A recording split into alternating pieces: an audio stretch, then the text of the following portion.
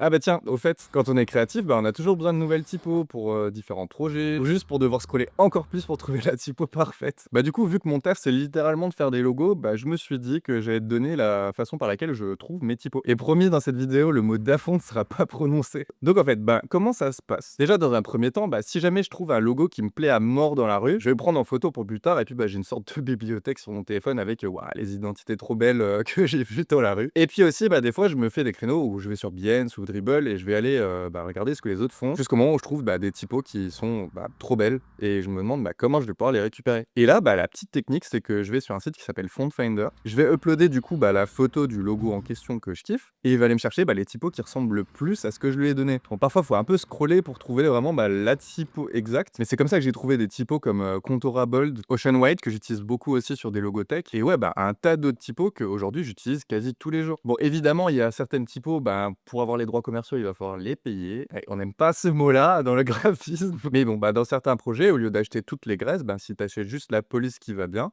en vrai, ça passe, hein. Enfin voilà pour la petite technique, je sais pas si tu la connaissais. Hésite pas à nous partager, la technique que tu utilises pour trouver des typos.